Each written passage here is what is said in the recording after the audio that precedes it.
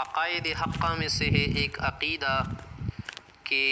جنت والے لوگ اور جہنم والے لوگ ان کی تعداد اللہ رب العزت کو معلوم ہے کہ وقد علم اللہ تعالی فیما لم یزل عدد من يدخل الجنہ وعدد من يدخل النار یا من يدخل النار جملة واحدة فلا يزاد في ذلك العدد ولا ينقص منه، کہ اللہ رب العزت کو ازل سے شروع سے، یعنی اس کی کوئی ابتدا نہیں کوئی شروع نہیں، ازل سے اللہ رب العزت کو یہ معلوم تھا کہ جنتیوں کی تعداد اور اسی طرح سے جہنمیوں کی تعداد، یعنی کتنی تعداد میں جہنمی ہوں گے اور کتنی تعداد میں جنتی ہوں گے، یہ اللہ رب العزت کو معلوم ہے۔ پھر اس تعداد کے اندر نہ تو کمی کی جا سکتی ہے نہ زیادتی کی جا سکتی ہے۔ تو اسی عقیدے کو بیان کر رہے ہیں کہ وقد علم اللہ تعالی فیما لم یزل، ازل سے قدیم سے اللہ رب العزت کو یہ معلوم ہے عدد من يدخل الجنہ، وہ لوگ من يدخل الجنہ جو جنت جاتے ہیں، وعدد من يدخل النار اور جو جہنم جاتے ہیں، جملۃ واحدۃ یک مشت، فلا يزاد في ذلك العدد ولا ينقص منه، اس عدد کے اندر نہ تو اضافہ ہو سکتا ہے نہ اس کے اندر کمی ہو سکتی ہے۔ اللہ تعالیٰ نے خود قرآن کریم اس کی طرف اشارہ فرمایا ہے کہ بعض لوگ تو سعید ہوتے ہیں اور بعض جو ہے کیا ہوتے ہیں، بدبخت ہوتے ہیں۔ فَأَمَّا الَّذِينَ شَقُوا فَفِي النَّارِ وَأَمَّا الَّذِينَ سُعِدُوا فَفِي الْجَنَّةِ، اور اس طرح سے فَرِيقٌ فِي الْجَنَّةِ وَفَرِيقٌ فِي السَّعِيرِ، ایک گروہ انسانوں کا، جنات وغیرہ کا کس میں ہوگا؟ جہنم میں ہوگا، جنت میں ہوگا، وَفَرِيقٌ فِي السَّعِيرِ، اور ایک جہنم میں ہوگا۔ تو اس کی تعداد کیا ہے؟ اللہ رب العزت کو معلوم ہے، اور پھر اس تعداد کے اندر کمی زیادتی بھی نہیں ہو سکتی، کیونکہ تقدیر کے اندر لکھ چکا ہے، طے ہو چکا ہے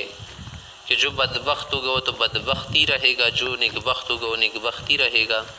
تو اس سے کوئی یہ سوال نہیں کر سکتا کہ اگر کوئی بدبخت ہے تو پھر عمل کرنے کی کیا ضرورت، اگر کوئی نیکبخت ہے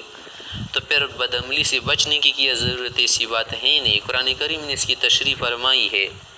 فَأَمَّا مَنْ أَعْطَى وَاتَّقَى وَصَدَّقَ بِالْحُسْنَى فَسَنُيَسِّرُهُ لِلْيُسْرَى وَأَمَّا مَنْ بَخِلَ وَاسْتَغْنَى وَكَذَّبَ بِالْحُسْنَى فَسَنُيَسِّرُهُ لِلْعُسْرَى، جو شخص اللہ کے لیے دے، مال خرچ کرے، تقوی اختیار کرے اور اللہ کی سچی بات کی تصدیق کر لے تو اس کے لیے ہم نیک راستہ آسان کر دیتے ہیں، نیک عمل آسان کرتے ہیں، کیونکہ انسان کو اختیار جزئی طور پر اس طرح سے قوت کاسبہ حاصل ہے۔ اور جو شخص بخل کرے، مال زکوٰۃ اور جو فرائض ڈیوٹیز ہے اسے چھوڑ دے، اس سے مال کو روک دے، اور اسی طرح سے کیا کرے، نافرمانی کرے، خواہش کی پیروی کر لے، اور ساتھ ساتھ اچائی کو اور اچھی بات کو، سچی بات کو جھٹلائے، تو ہم اس کے لیے بری جو ہے بری راہ آسان کرتے ہیں، غلط راستہ اس کے لیے آسان کر دیتے ہیں، کیونکہ جب انسان جس راستے کو اختیار کرتا ہے تو پھر اللہ رب العزت اس کے اندر قوت ڈالتا ہے۔ تو اللہ تعالیٰ نے ہر انسان کو ارادہ دیا ہے، قوت دیا ہے، انسان کیا ہے، مختار ہے، تو اس لیے کوئی نہیں کہہ سکتا کہ جب کوئی بدبخت و نیکبخت ہے تو پھر کرنے اور نہ کرنے کی کیا ضرورت ہے، ایسی بات نہیں ہے۔ اسی طرح سے جب کوئی انسان پیدا ہوتے پہلے پیٹ کے اندر، رحم کے اندر نطفہ ہوتے، پھر 40 دن بعد علقہ، پھر 40 دن بعد مزید مضغہ، پھر اس کے بعد جیتا جاگتا انسان بنتے، تو ایک فرشتہ اس کی طرف بھیج دیا تھا کہ 4 بات اس کے لیے لکھ دو، عمر، رزق وغیرہ، اور اسی طرح سے اس کے لیے بھی لکھ دیا جاتا ہے کہ مثلا وہ کیا ہوگا، بدبخت ہوگا یا نیکبخت ہوگا۔